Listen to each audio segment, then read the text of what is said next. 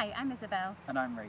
We're here at the Seven Oaks Environmental Park, thanks to Seven Oaks District Council, and we're going to be doing a series of films to give you some ideas on how to make more space for nature at home. These are the summer things that we're going to show you how to make for your own garden.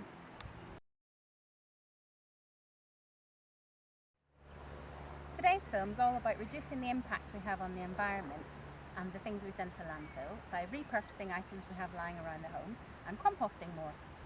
We're going to show you some easy steps on how to make plant pots, propagators, hanging pots and a leaf mulcage.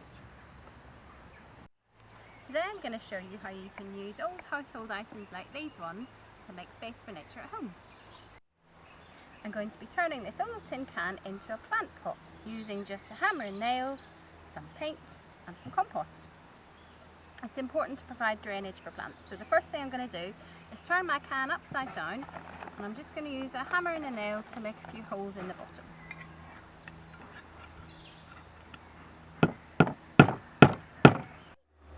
So I've made a network of holes in the bottom, and that will let any excess water drain out. And then I thought I'd paint it a pretty colour. Now if you do lots of these at home, you can even hang them up onto your fence as a really pretty network of hanging pots. There we go, super simple. Allow it to dry for a few minutes. Okay, my pot has dried, so now I'm going to fill it up with some peat-free compost.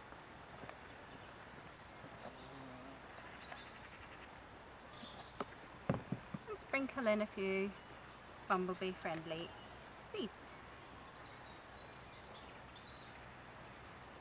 Give it a little sprinkle on top. Water the seeds. And you will have the most beautiful little pot of flowers.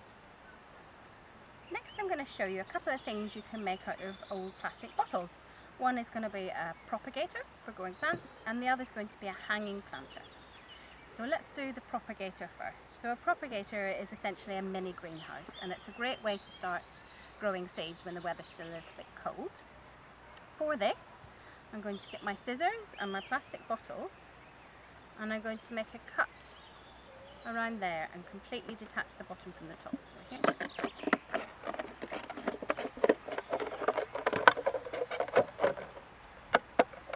There we go. So the bottom part is where my seed is going to go. I'm just going to pop a couple of holes in the bottom for my drainage.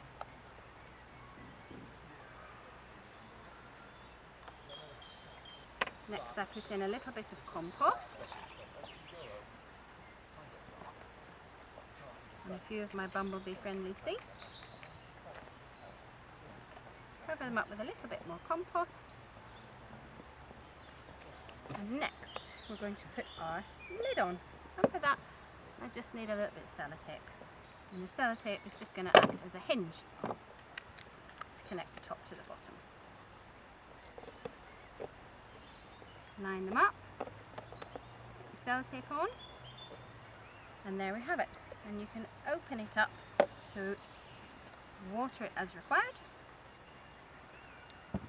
Close it to keep it nice and snug, and if you feel like it's getting a little bit too warm in there, you can take the lid off and let a bit of air in. There's our propagator. Now we'll move on to making a hanging planter. First thing I think I want to do is to measure my string. So I'm going to be cutting roughly a 1 metre length of string.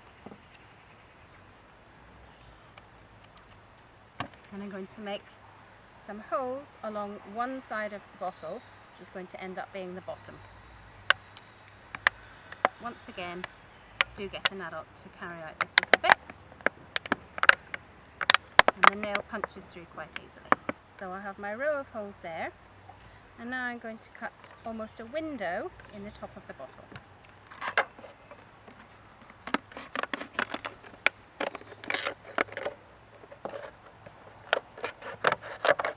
There we have it. Drainage holes in the bottom, hole in the top, and the compost goes in here. Put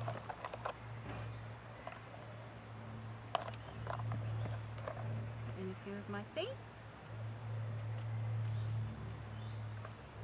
Sprinkle on a bit more compost and water it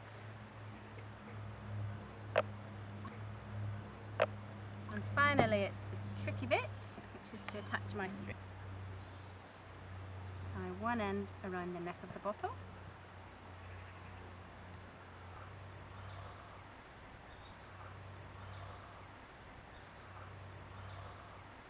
And there we have it, our hanging planter.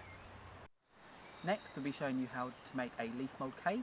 A leaf mould cage is a great way for tidying up any loose leaves in your garden. The materials you'll need to make a leaf mould cage: simple, some chicken wire, some wire cutters to make the correct length for the wire that you want, a staple gun and some staples, and then 4 posts.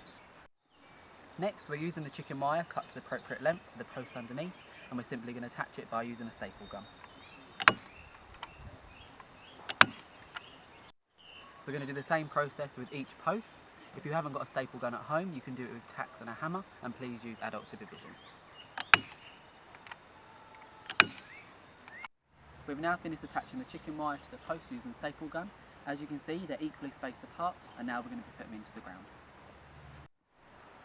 After connecting the chicken wire to the stakes, please hammer these into the ground. When lowering the stakes into the ground, please make sure the chicken wire is ground level and reaches the ground. Once hammered into the ground and it's nice and secure, you can start filling it with leaves. This will take a couple of years to break down. At the end of every season, throw some leaves into the bottom and just watch the natural compost take place. These are our final products. We've made a hanging plant pot. We've used tin cans and yogurts also as plant pots as well. We've made a propagator. And now it's your turn. Why don't you have a go at home?